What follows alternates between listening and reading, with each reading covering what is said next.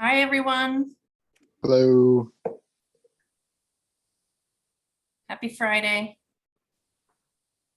Same to you. Thank you. Thank you. Hope everyone's enjoying the snow. We're just going to let folks join. We have about 80 registrants, so we'll see how many show, but we'll give it just a minute or two before we kick off our presentation and discussion. But first, just wanted to welcome everyone to this information session on the Allegheny County Food Code revisions. I did want to do a couple of housekeeping pieces first. My name is Dawn Plummer. I'm the Executive Director of the Pittsburgh Food Policy Council. Thank you all so much for coming out and spending your time with us. I know this is continues to be a challenging time. I hope that you and yours are well and safe and healthy. And I also wanted to just let you know we are going to record this conversation. Food code and policy things tend to be sometimes detail oriented and heady, so we want to be able to capture the information clearly. I also invite everyone to remain muted throughout the conversation, and if there are if there's background noise coming, please don't be offended if we mute you. And we will invite you throughout the conversation to share questions in the chat box. I'm going to open my chat box now. And also, if you would like to say hello and share your name and organization or business or entity or just say hello, feel free to in the chat as well. Not a requirement. And yeah, so let's jump into it. So I wanted to first just thank you all again for coming. And thank you for all of your work that you do in your various food facilities to prepare and provide food for the residents of Allegheny County. I wanted to just welcome other members of our Food Safety Advisory Committee and our guests from the Allegheny County Health Department Food Safety Program. Just a quick note, I've been serving on the Food Safety Committee for some time and wanted to just read for folks, just so that you know, part of what we do at the Pittsburgh Food Policy Council is, we work together across the food system with business owners, farmers, consumers, universities, government officials, and others to build a more just, equitable, and sustainable food system. And so we're all about bringing people together and opening up opportunities to learn about our food system and as residents and business owners to get engaged in particularly the policies and rules that that orient our work in the food space. And so this is a really important conversation as these regulations that we're going to be discussing, as you all know, shape the way that you do your work in your foods facility. So it's really important to understand and have an opportunity to participate. I did want to just share the Food Safety Advisory Committee of Allegheny County, which I'm proud to serve. I also see Nicolette, and there may be others on our committee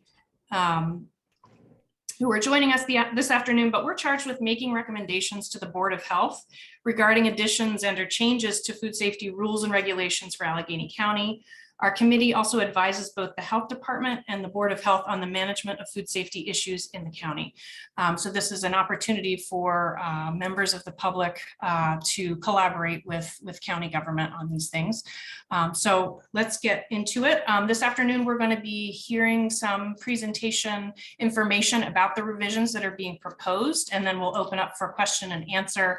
And the idea here is to really engage all of you in what those revisions are, hear your questions and answer them, and get into some discussion. So without any further ado, I'd like to introduce both Amanda Mader and Aaron Burden from the Allegheny County Health Department. And Amanda, I believe you are going to kick us off here. Yes, thank you so much for that introduction.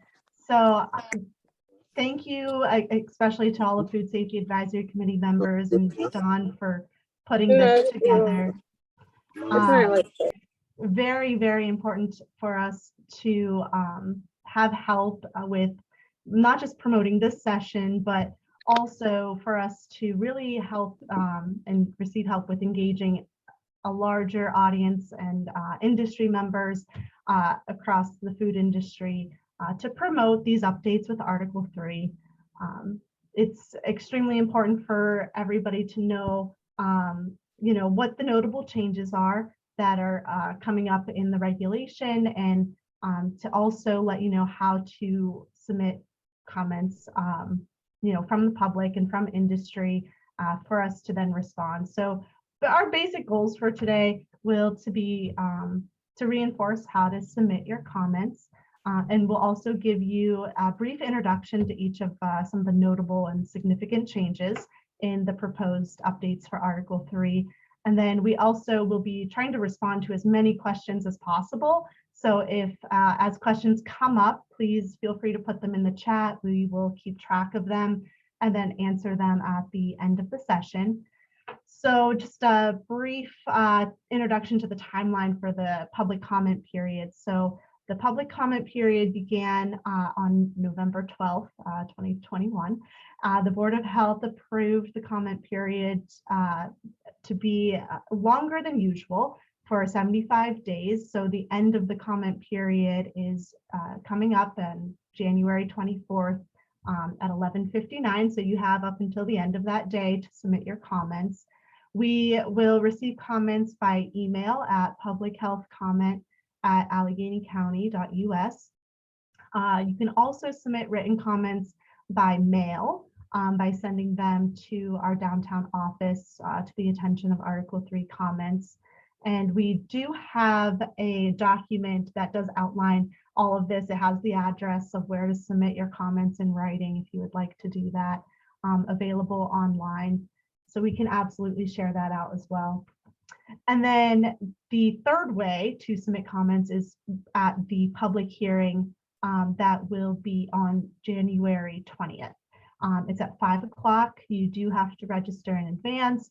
You're allotted 3 minutes to, speak and provide comment, which is also collected. So all comments, whether they're submitted by email, mail, or verbally at the public hearing, they are compiled in a public comment response document. So we will prepare this formal document that will be presented at the next Board of Health meeting, which is scheduled for March 2nd. And we want to make sure that we respond to every comment that is received. So that it'll take us time, and we do hope to get through and provide responses to each and every comment by March 2nd. That response document will also be shared out with everybody. And then we hope to present any revised additions to Article 3 along with the response document to the Board of Health. We'd like to present our article for approval at the March 2nd meeting. And as far as just overall for this to really take effect, we not only need just the Board of Health approval for the regulation update, but then also County Council. So overall, those are our steps in the process. And for the main reasons and overall reasons for this update, we wanted to improve the layout, the flow, the readability of the article, but we also wanted to make sure that it is up to date with current state law and regulation as far as even just food safety requirements. So that is a nice segue for me to hand it over to Aaron. So he's going to give you an introduction to each of the notable changes and highlight some of the sections for you to maybe read a little bit more about. And if you have comments on anything, please again, provide them by email, mail, or at the public hearing. And if you have questions, please drop them into the chat. Hello, thank you, Amanda. My name is Aaron Burton. I'm one of the area supervisors with the Allegheny County Health Department Food Safety Program. And I've been working on the Article 3 updates for over the past probably about 4 years.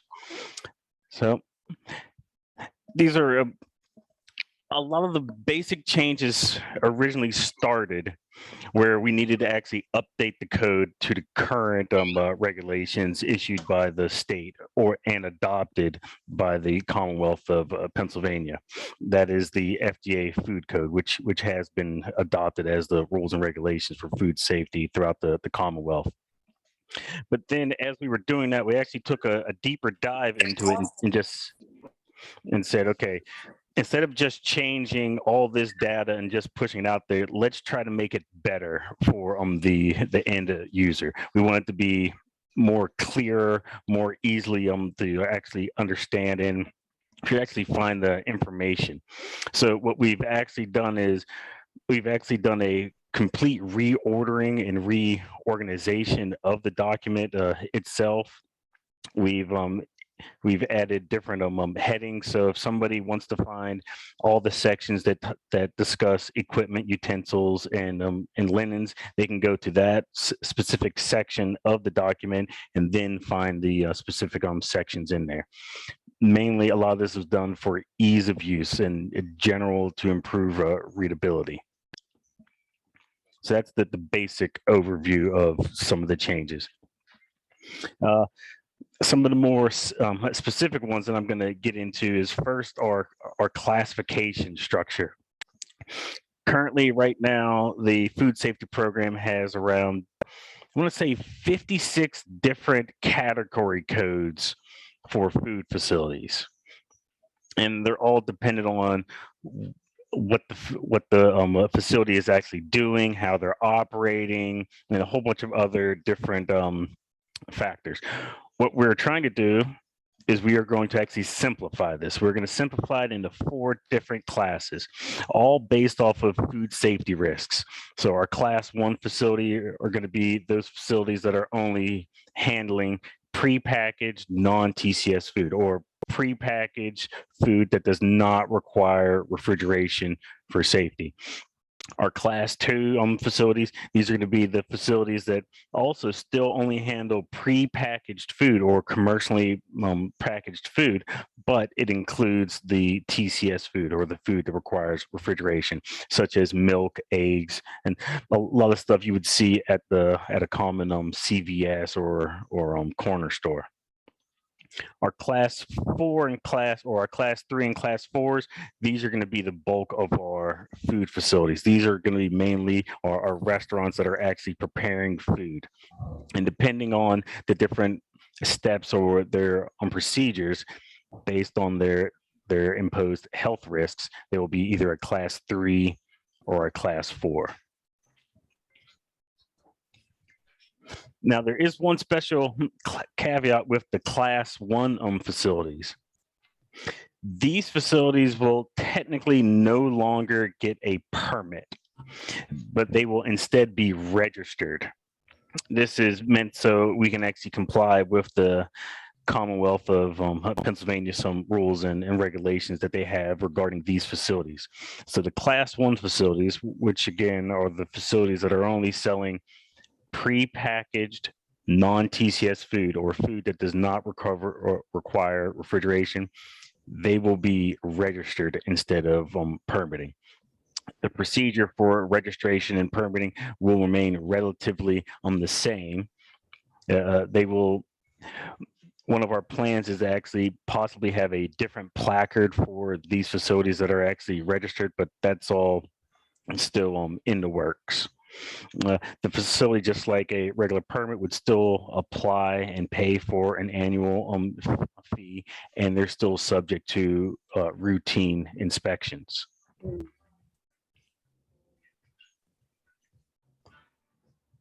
Any questions on those so far?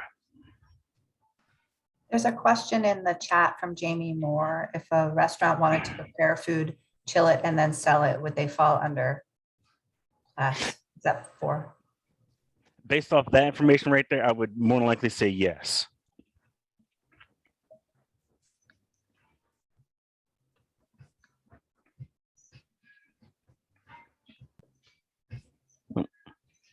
All right.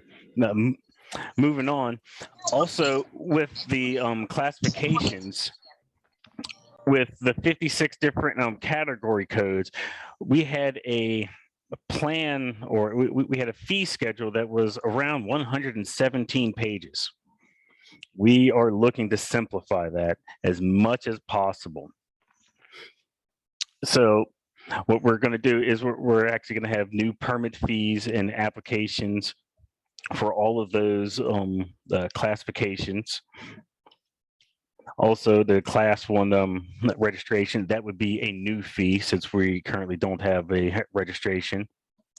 But later on, we'll really get into the temporary event registration, the facility remodeling, change of ownership, the change of mobile commissary, and change of classification plan review and applicable fees.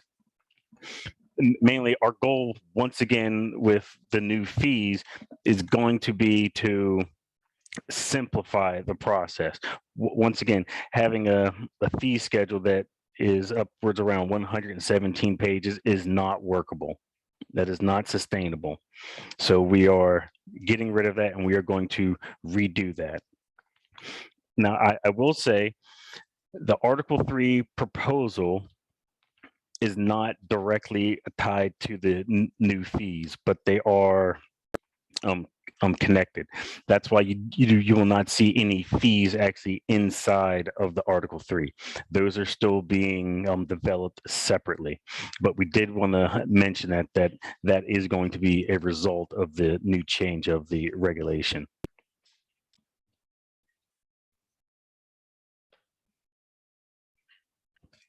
So as I briefly mentioned, a temporary event registration. This is a completely new process. This is geared towards the event organizers. All throughout Allegheny County, there are multiple events that actually do happen, that do occur, that we are not notified about. And usually what ends up happening is an inspector stumbles upon the event. We go out there and we end up issuing closure orders because the food facilities don't have the required equipment, or we end up issuing civil penalties, mainly because no one there actually took charge and to inform some of these operators, like, hey, this is what needs to happen. This is how the procedures are to work, so we can actually have a safe event. So the new process would only apply to events that actually have 5 or more food vendors at the event. So once again, it's only for 5 or more food vendors at the event. The application would be submitted at least 14 business days in advance before the begin, and there is going to be a fee associated with the review of event plans. Some of the information that would be required or requested in the event plans, mainly a water plan. Okay, are you going to have water supplied to the vendors? What is your water disposal plan? We don't want vendors just taking their used dirty water and dumping it into the storm drains. Are you going to have electricity? There's a common issue that does come up sometimes where we go to a event, the event organizer, or maybe there was some type of disagreement, but a vendor shows up expecting there to be electrical. There's none, and none of their heating equipment works. We end up having to order that facility closed.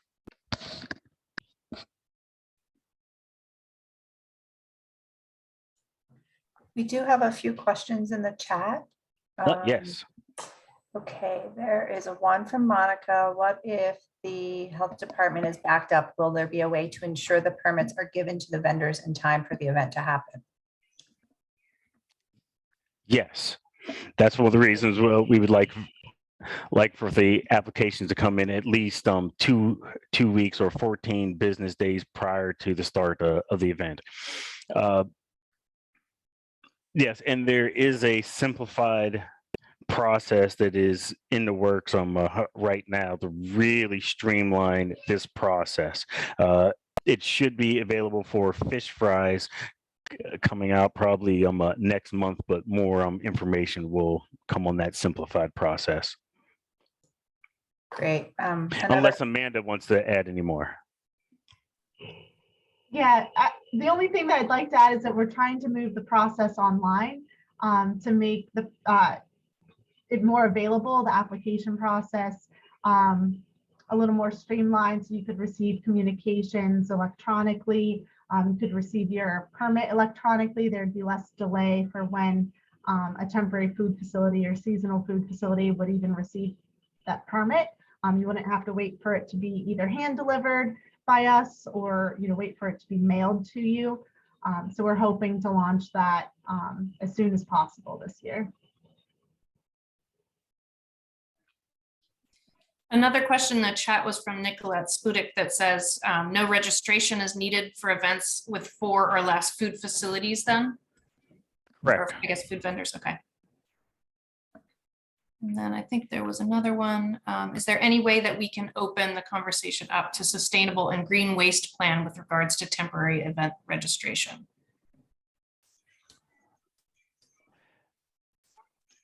That's a good idea, but we don't have the, we would definitely have to delve more deeply into that. I'm not too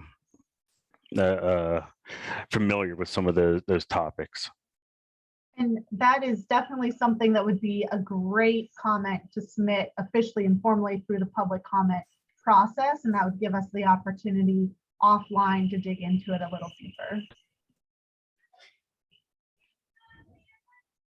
And the next question was from Brianna Adams. Will inspections be done for temporary events lasting only 1 day? Cook-offs, etc. Yes. Inspections will be done. Okay. And then Monica asks, who's responsible for the permits, the food vendor or the person running the event? The food vendor. The food vendors are responsible for their permits. What this event registration period is just mainly giving us the information. We are having a event. We expect this many food facilities. These are the dates and times, the businesses that are going to be there, the anticipated number of attendees, water and refuge. And what's really important, a point of contact for the day of the event, because more than likely, usually before we ever close a food vendor, we try to mitigate it as much as possible. Can we get them water somehow? Can we get them electrical? Can we fix A, B, C, and D? And it would really help if we actually had a point of contact for the event organizer who might be able to coordinate that stuff with the event and actually make that happen. Yeah, most of my inspectors, we do not like having to close any food facility, and this will really help us prevent doing that. But thank you. Good question. And one last question is, can we expect the same or similar permit requirement for cocktail or alcohol vending? And this may be a different portion of the presentation, but wanted to just put it out. Yes. Yes, since it is beverages are categorized as a food, so if they are actually preparing or pouring or making drinks, yes, they would require a permit. And I also saw a question, will this temporary event registration be required for farmer markets with prepared hot food vendors? Yes. And that, yes, we would Yes. require that as well. But the farmers who are just selling unprepared produce, they are not covered. Or no permit is required for them for the fresh produce. Good questions. I like it. All right. The next one of the proposed changes is for our variances. Variances are allowed for, so if the regulation says you must do A, B, C, and D, you can, for just about every requirement, request a variance.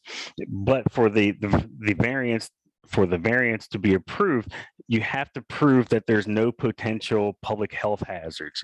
So this must be written out, addressed, and properly filed with the department so we can make the determination to grant the variance or deny the variance. Currently in Article 3, the paragraph for variances, I want to say, is 3 sentences.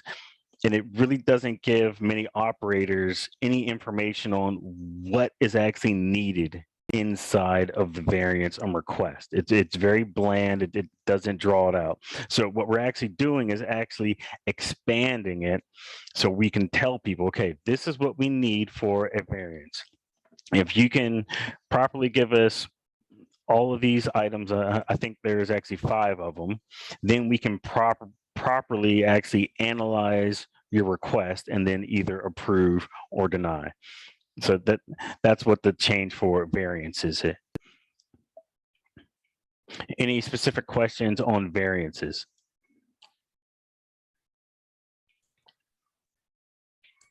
I had a question, which is, do you have common variance requests that are routinely denied? Just to give us a sense of, not doing it quite right. No, I would say, I think a better answer was our most common variances that we receive are toilet room variances. And depending on if it meets the certain criteria, it is either approved or denied. But that's our most common variance that we receive. And that's a variance that is based on the plumbing code, which is adopted by reference in Article 3, which is also adopted from the state of Pennsylvania. So we actually have to stay in line with all these, but we can issue a variance. But that's our most common one. Aaron, there was, going back just a tick, there was a question about if I'm a restaurant or a brewery and I invite 5 food trucks to an event at my location, would a permit be required? The mobiles would require a permit. So all the mobiles would have their own permits. If you're having an event with more than 5 food vendors coming to your facility, yes, you should register that event.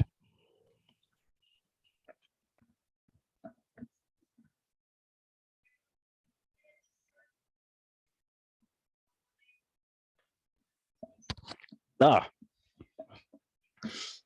the next topic that was changed is the infected food worker.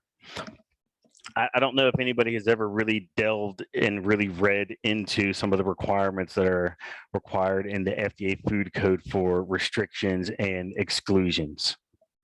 So what we had to do, it first started off once again with updating all of the regulations. So in 2000, these were the requirements, but those changed in 2017, where 2 of them were actually dropped off. Then there was more nuance actually added to the regulations that we have to follow. So there's different criteria or different specific illnesses and symptoms that were actually added. There's Giardia. It was actually added because that's a one that is specific to the state, where that is a reportable diagnosis that should be restricted or excluded from a food facility. But a lot of this was all updated strictly based off of, okay, this is what the rules and regulations are. We have to change our rules and regulations to match these.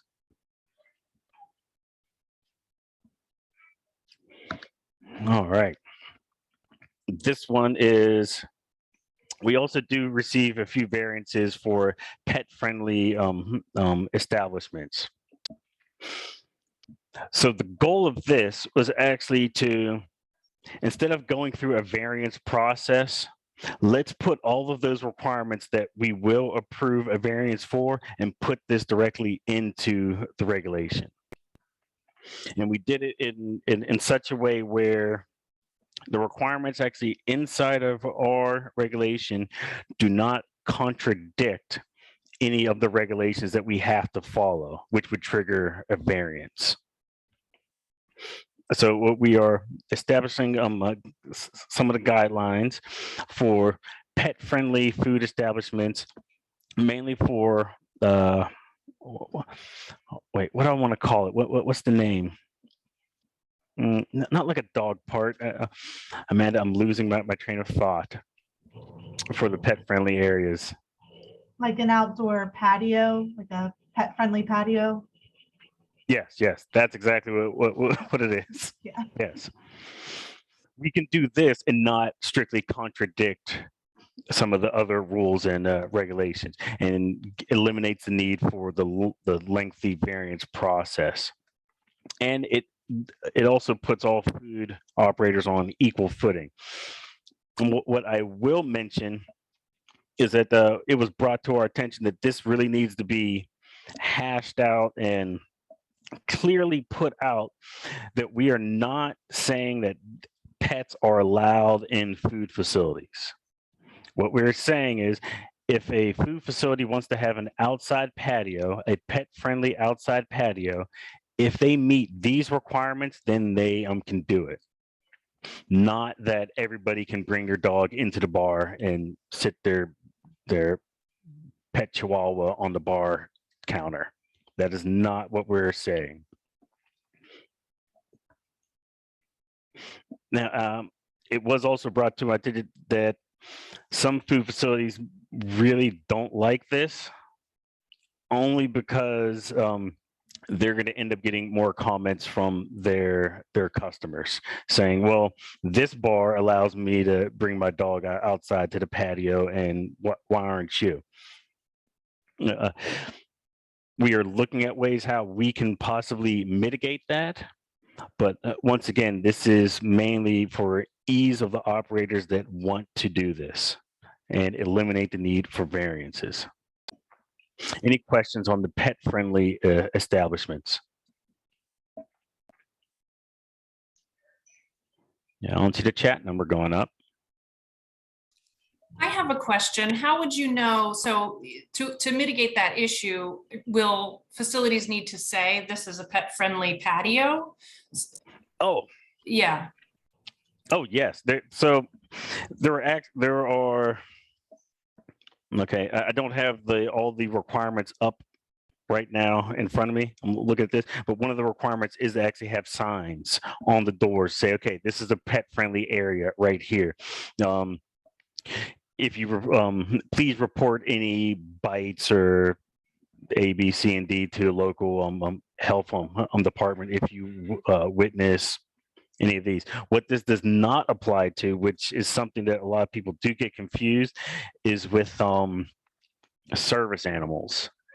This is not for service animals. This is strictly for pets, and the two of them are very different. So there's also confusion with that.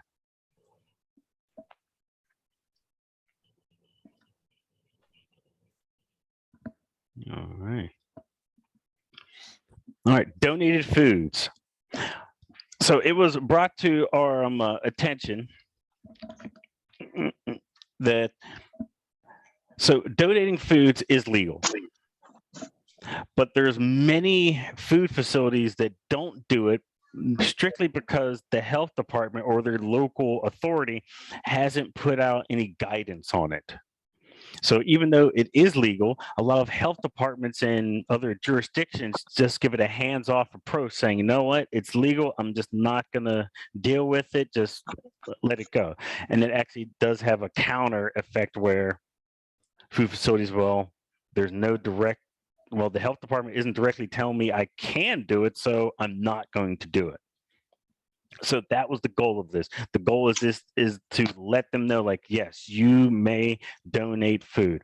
Here are the policies and procedures that you need to follow to make sure that the food you are donating is safe and wholesome for human consumption. So, and actually, we didn't really add any rules or regulations. We just took all the common rules and regulations that are already there and put those in one section. Say, okay, these specifically apply to donated foods.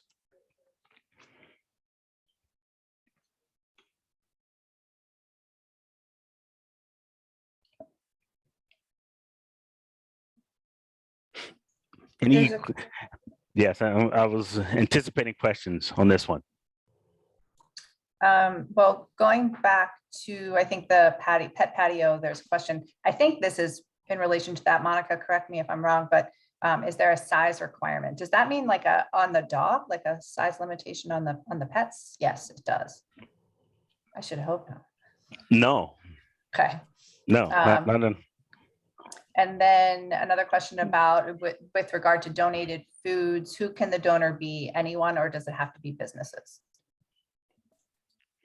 The regulation is written towards businesses, but there is in a separate section where it talks about Amanda, it's the food prepared at homes. Yeah, food prepared in a private home. Yes, there is a specific carve out for that subset where that food can be donated, but this section is strictly talking about food on facilities. Now there would be some overlap. Let's say it's a food facility that is a church, and they're having a food donation where their members are preparing food at home, bringing it in, then it's being served to the public. There is some overlap between foods prepared in a private home and donated foods, but this section was directly written towards food on facilities. Great. There's a question about food donation. What does it mean to transport food safely? Language is a little gray there. Oh, protected from contamination within the proper temperatures. Yeah, proper temperature, protected from contamination.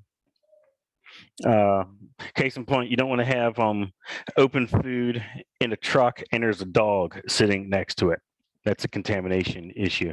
You don't want to have to transport food that's supposed to be held cold, but you put it in the back of your pickup truck and it's 95 degrees outside and you had to transport it 45 minutes to this other place and it's not being kept insulated or refrigerated.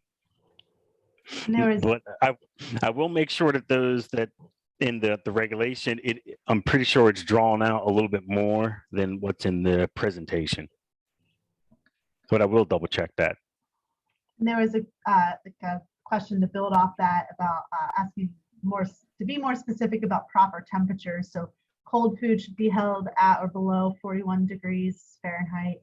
And then if it's a hot food, which is very rare but in general, if food were to be transported hot, it should be at or above 135 degrees Fahrenheit.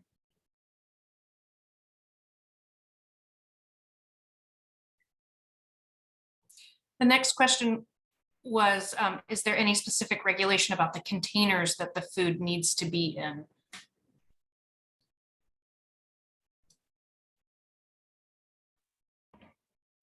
I want to say yes, but that's only strictly for the types of, that'd be in the equipment section. So a container made out of copper, you're not going to want to use that. A container made out of lead and stuff like that. That's about the only really specifics that I could really give out for, okay, you can't use this type of container. It's because there's a contamination risk.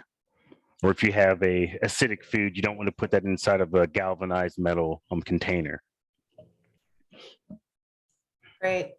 A follow-up to the temperature question. How does this regulation affecting food donation compare to delivery services like Doordash?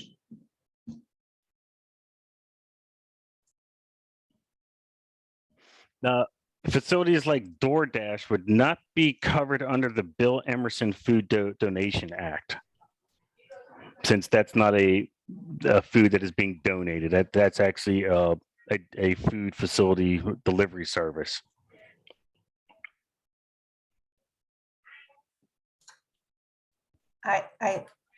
I'm going to be presumptuous here and read into the question a little bit, but Jen, please clarify in the chat if I'm wrong. But I think the real question is, why would this temperature requirement not be applied to something like Doordash? Oh, so that food right there that is delivered directly from a food facility for delivery purposes is intended for immediate consumption. So that temperature, yeah, the holding temperature is not applicable to food that is intended for immediate service. Whenever you get a pizza delivered from any pizza restaurant, if they're holding it at 135 degrees, then they are delivering it to you in a timely manner for immediate consumption. They do not need to maintain the temperature during that delivery. So there is a distinction between transportation of food and delivery of food.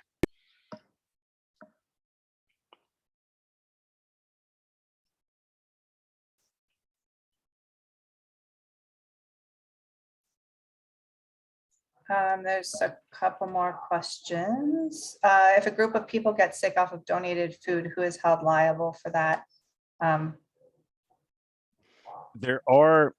That would be a better question for a lawyer, but I do believe there are some protections that are given by the Bill Emerson Food Donation Act. Yeah, I believe there are. And then the next question, so time controls are an effective measure for delivery of food? Question mark. That's a clarification question. If they're talking about time as a public health control, and there's a lot of little caveats, I could always say yes, this, if that. What's the best way to put it? So if the food is held at a proper temperature and it's being transported, and we'll give the time as public health control for cold holded food is up to 6 hours. If after 6 hours that food must be discarded, so that would have to be a plan of action, and there's another thing that should have been on there is food must be labeled with the date that it was prepared and the time. If you could put down the time that it was removed from refrigeration, then that would actually work as, okay, it was removed from refrigeration at this time, it must be eaten or discarded by within 4 or 6 hours afterwards. But yes, time can be used as a control, but we would want to actually see some type of written policy and procedure if you are using time as a public health control.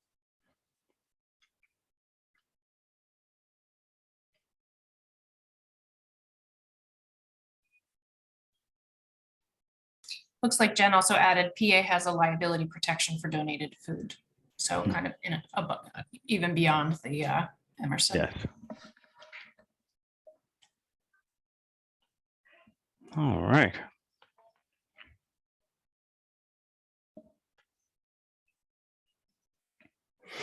Next, we in the proposed change, we redid the HACCP plan requirements. These are for your specialized food processings, your smoking, curing, your adding components to extend the shelf life or render non-TCS. The most common of these is actually making sushi rice. Sushi rice is not held at a hot temperature of 135 degrees. So what they do is they actually add vinegar to it. The vinegar lowers the pH, rendering it shelf stable or non-TCS. This is one of the things they require a HACCP plan for. Then we have the reduced oxygen packaging or cryovacking, as it commonly used in food facilities. We had to update our regulation because the current regulation only covers reduced oxygen packaging. It does not cover any of the other commonly used specialized processes.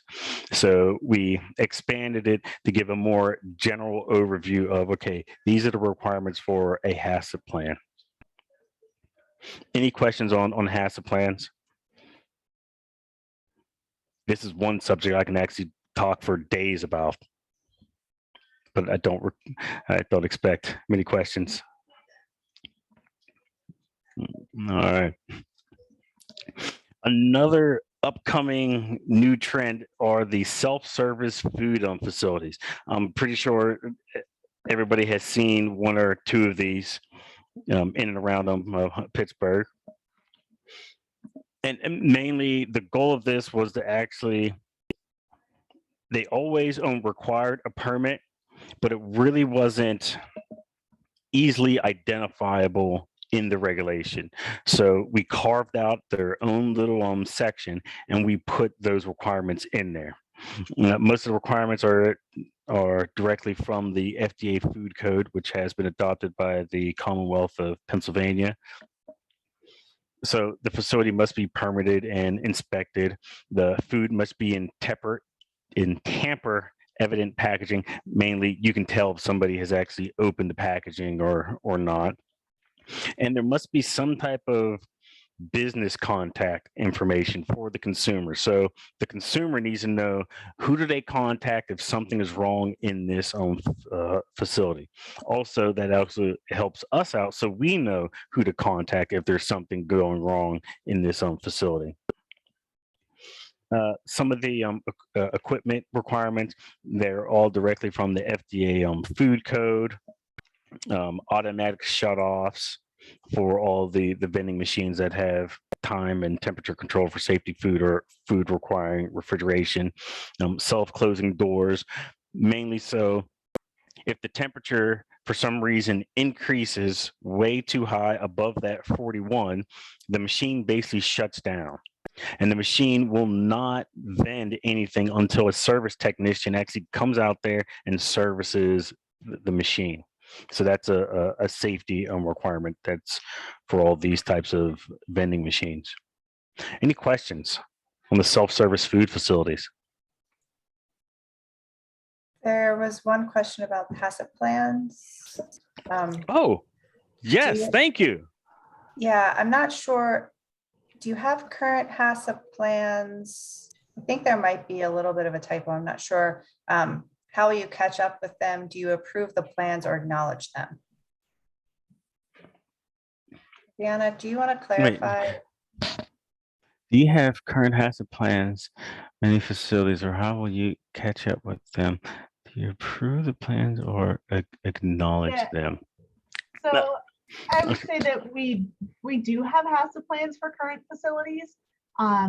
Many times during routine inspections, the inspector will actually see a specialized process happening in the food facility and then, have the discussion that, a procedure needs to be in place and what that means, that a full HACCP plan needs to be submitted.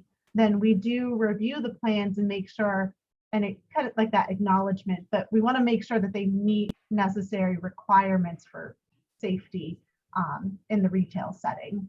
Aaron, did you want to add anything to that? Hopefully that kind of helps answer the question. Yes, typically we do acknowledge them when we do receive a submitted plan. It is reviewed, and then usually it's a compliance letter or where we state, okay, your plan has been found to meet the minimum requirements for a HACCP plan to do A, B, C, and D. Or we give them back a non-compliance letter that says, okay, your plan has been found not in compliance because of these reasons. Please make corrections and resubmit your HACCP plan. I know there was a question specifically asking us to talk about fermentation and pickling. I honestly don't think we'll have time to expand on that during this session. So we can leave some contact information to follow up offline. Yeah.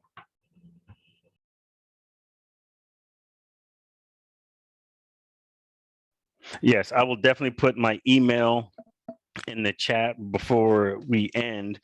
And yeah, any questions you have, especially for HACCP plans, send them to me, and I will definitely be able to give you good information.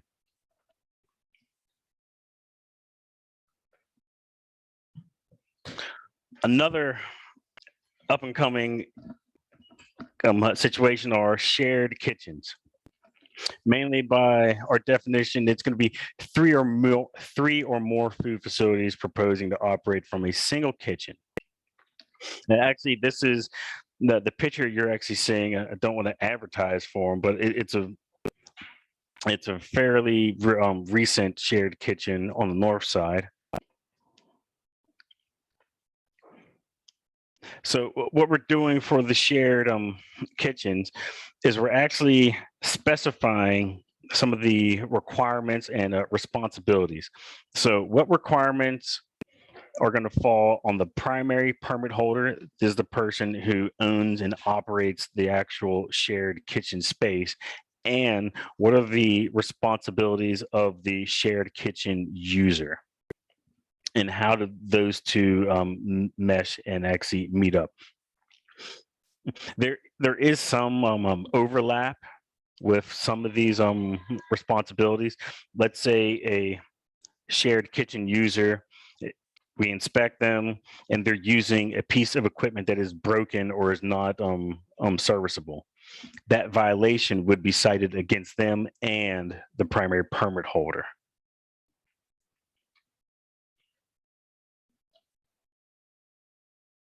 But are there any good questions on the shared kitchens? You can see some of the information that is up there right now. Is anything confusing or need to be expanded on for the shared kitchen spaces? I really like shared kitchen spaces because it's a great way for small businesses to actually invest in their business and get a good following without the need of saying, okay, I need to go buy a food facility, invest all this money in equipment, and then only to find out like, oh, wow, no one likes my food.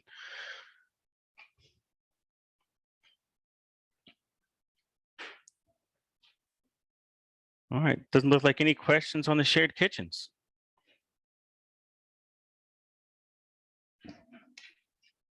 There is one that just came up. So everyone using the kitchen should have their own permit? Yes.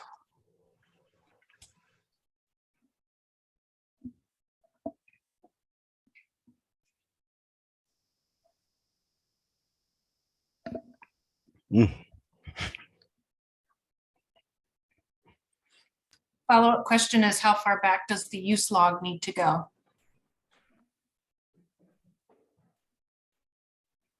Use law, I believe in the proposed policy and procedure, we're keeping it at 6 months. They also asked, does a shared kitchen include a ghost kitchen? Yes. Yes, yeah. Now I want to ask, what's a ghost kitchen?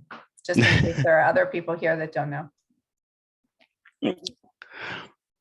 Okay, I'm trying my best not to use the word shared kitchen in the same.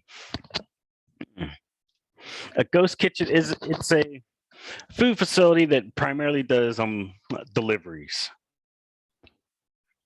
So they have a business, they're only open for deliveries, but this really started from a process but nobody knew where the actual kitchen was. So in common phrase, they started calling them ghost kitchens because no one actually knew where the food was coming from. All they knew is that, hey, I called up Pasquale's Pizza and a pizza delivered. If they would have did some research, they would have found out that, wait, Pasquale's Pizza is actually Chuck E. Cheese's. That's where the pizza's coming from. But that was the ghost kitchen. This was very common in California, and I believe there were some actual news reports where it was a serious issue in New York, where they actually had multiple true ghost kitchens where facilities were advertising online and all this, but nobody could figure out where this food was actually coming from, and it was a uninspected kitchen.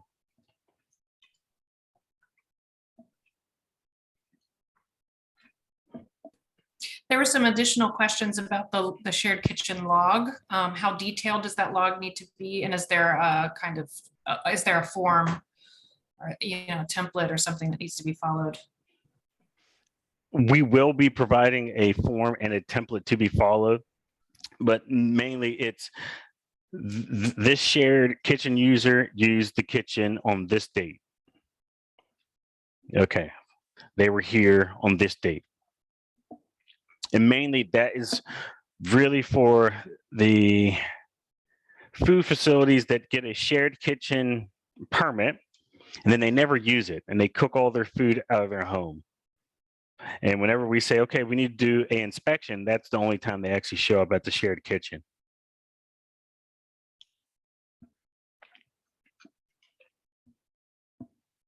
There's another question about, to obtain a permit, would they need to be ServSafe certified? I'm assuming that's the kitchen users. Depending on the food that they are handling and preparing, yes. And many times we do issue the food permit before an individual is able to obtain that food protection manager certification. And you do have time after a permit is issued to obtain that certification. Yes, by regulation, it's actually 90 days. So 90 days after a permit is issued, you're required to obtain a certified food protection manager certification.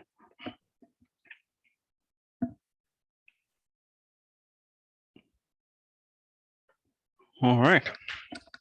Whew. Mobile food facilities. This was another expansion where mainly it was, okay, we need to put more information in the regulations so people know what we're actually looking for when we're doing these types of inspections for their plan review. Right now, it wasn't detailed enough in there. So there was a lot of back and forth, and that basically coincides with a delay in actually getting their plans actually approved. If our regulation isn't clear enough, we can't really expect the plans that we receive to be clear and concise. So that is our attempt with the updated Article 3. Mainly what a lot of things we're doing is we're looking at their menu and their equipment and saying, okay, do these two things match up? Okay, is this equipment either inside of your mobile food facility or is this actually inside of the commissary? Does your commissary have the right equipment? Is your commissary too crowded? Is there no possible way you can actually store your food in there and everybody else is also claiming they store their food in there? And as you see, also the vegetation logs are also there. And we are really highlighting the potable water standards and proper waste disposal.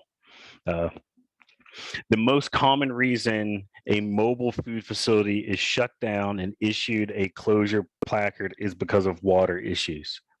Either they don't have any water to wash their hands, or their wastewater is leaking. Those are the two most common reasons for a mobile food facility to be closed. Either they don't have any water or their wastewater is actually leaking on the ground. Any questions with mobile food facilities? There's a question, do you require some type of traceability procedure for ready-to-eat foods being prepared out of shared kitchen facilities? No. That would be more towards if they were a food processor and they were actually wholesaling. That's what would actually trigger that type of regulatory traceability for food.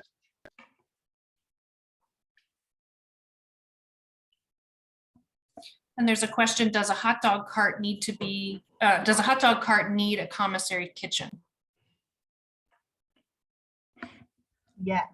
Yes. I was making sure I wasn't muted. Mainly for water disposal and where are they obtaining their water from, and storage of their hot dogs if they don't buy them the same day.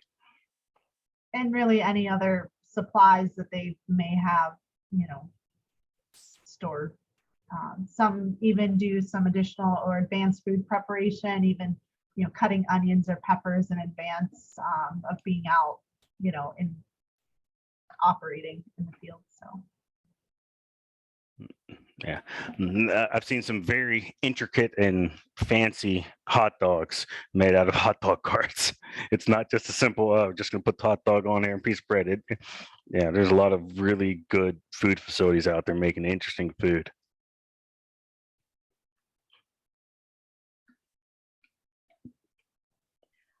I have to All go right. to say thank you guys for this. You seem so much more friendly than people make you out to be. Thank you. Thank you. Thank you. Hi, guys.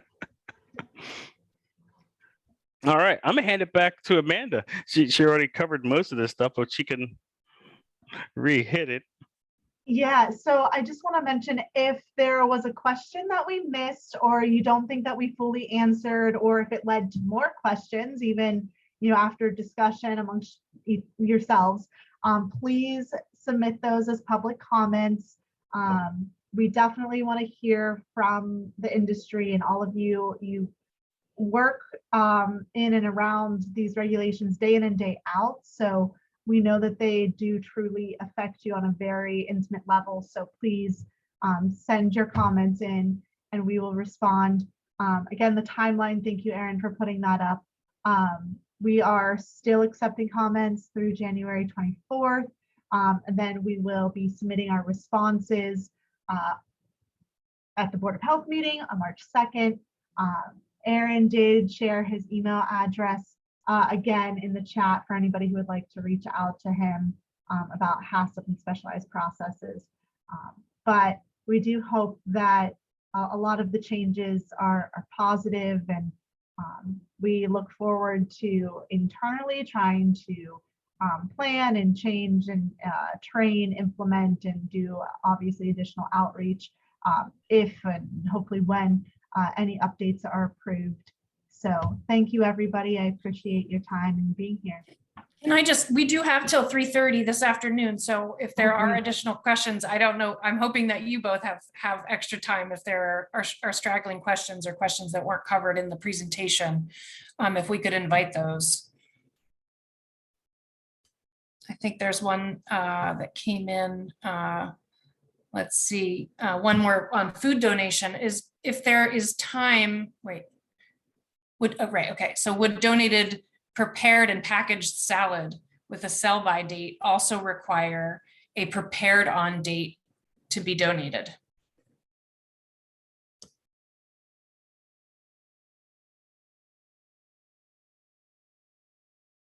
Okay, so there's a discard date on there. Wait, let me read.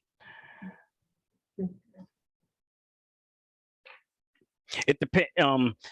If it's being refrigerated, then the time is not really a concern. But if there is already a discard date on there, it cannot be held or used beyond that discard date.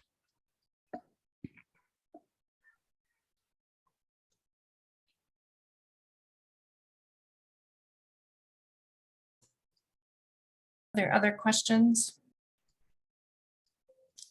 I know there was a question around, the cottage law question of,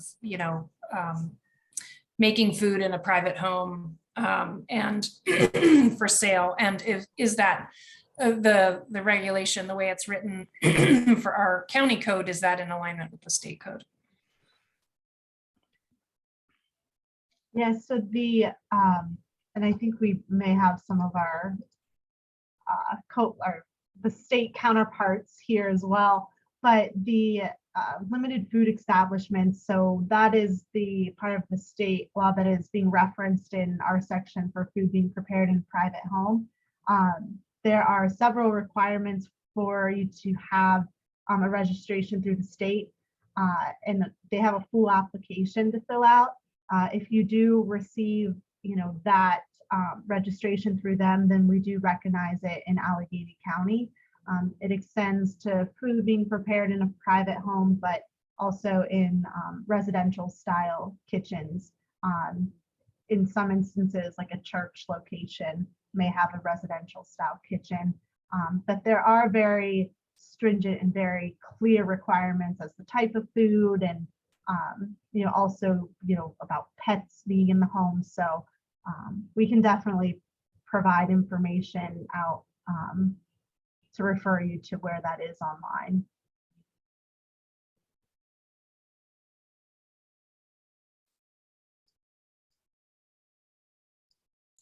There was just one comment in the chat from Blair that thank you for being so patient, knowledgeable, and open.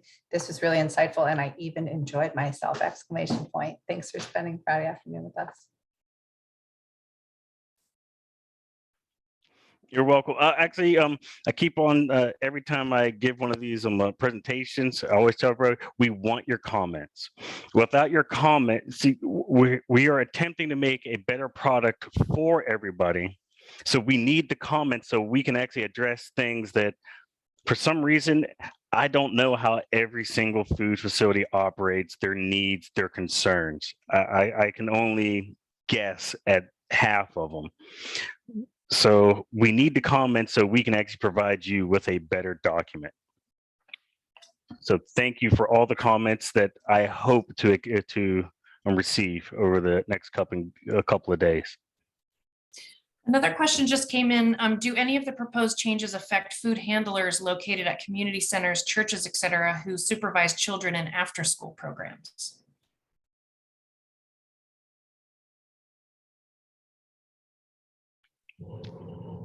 That is a really specific one, and I'm trying to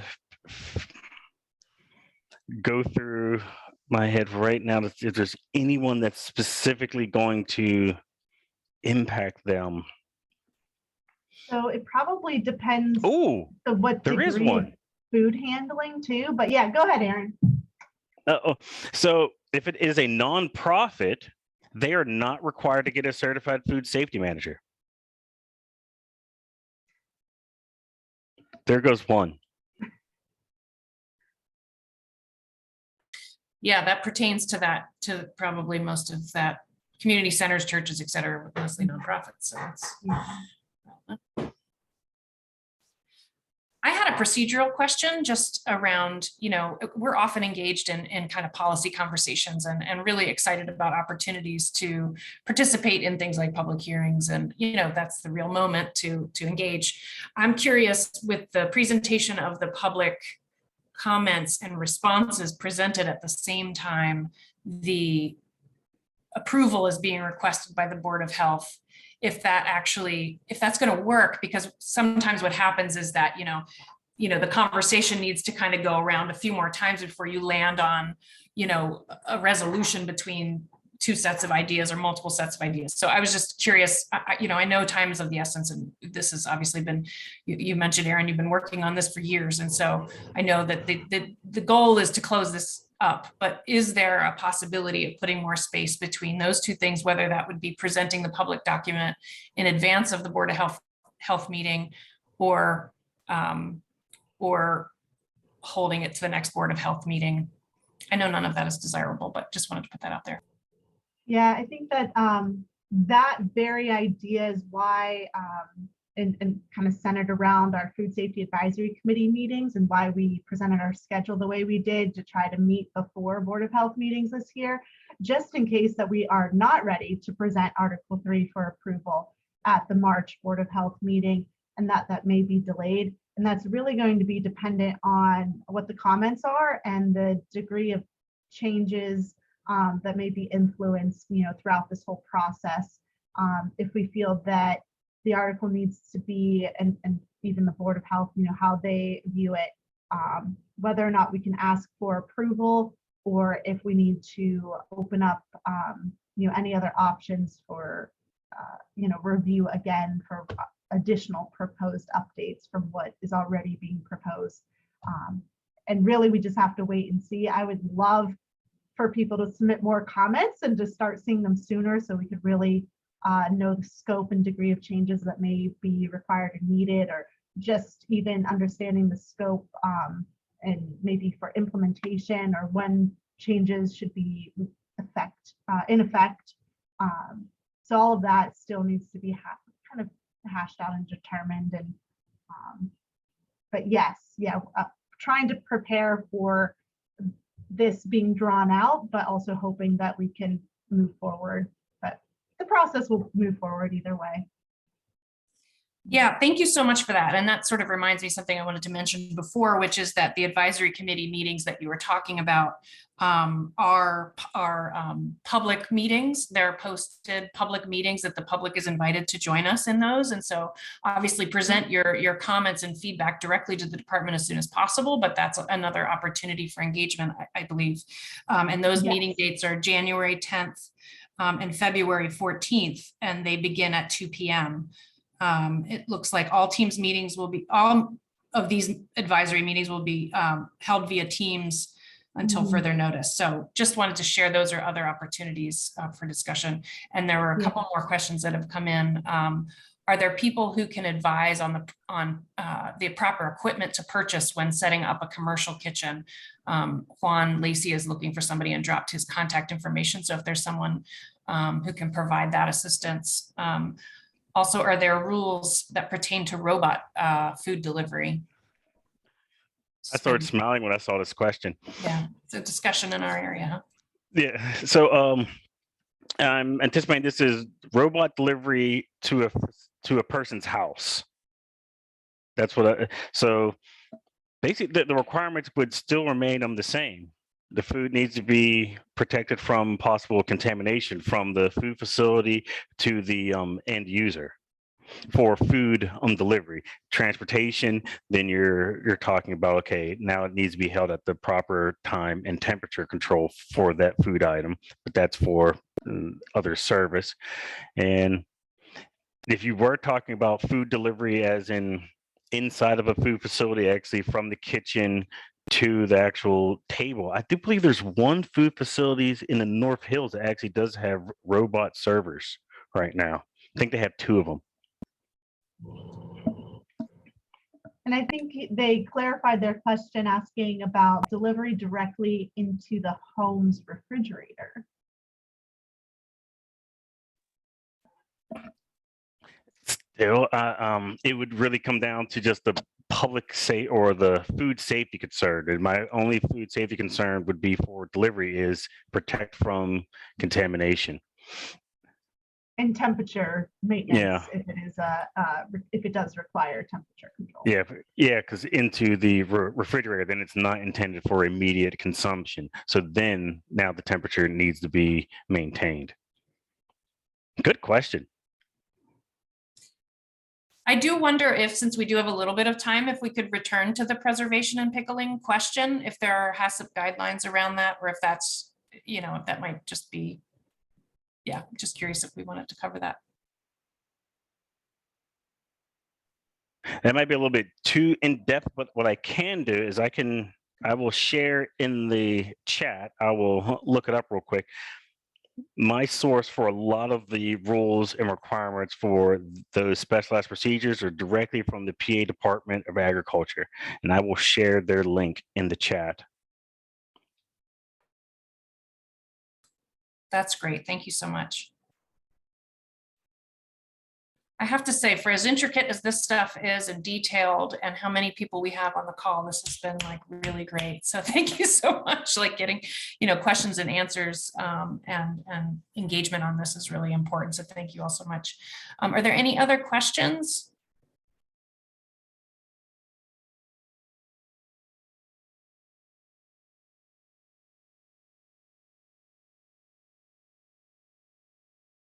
It looks like not, but strongly encourage folks to get your feedback to the department and to the committee so we can make this as great of a policy as possible. Much easier to fix these things on the front end than after. I believe the last time these things were updated was perhaps decades ago. And so this doesn't happen very often. So it's an important moment to be engaged, and appreciate everyone's attention on this. This is not an easy season to be working with food facilities or food providers in any way with the holidays and things. So is there another? Thank you for Aaron for adding that. And we'll include these links in the notes as well. and share the recording and the notes. And Aaron, if you could share your slide set with me to be included to share with registrants of this meeting, that would be super helpful. Thank you. And if there's nothing else, just last minute questions, I will just thank our friends at the health department and all of you for sharing your thoughts. You're not only asking questions on your own behalf, but your peers out there, I'm sure, will want to have clarity on these things. So thank you so much for your contributions. And I hope everyone has a fabulous weekend. Have a great day, everybody. See y'all. Thank you.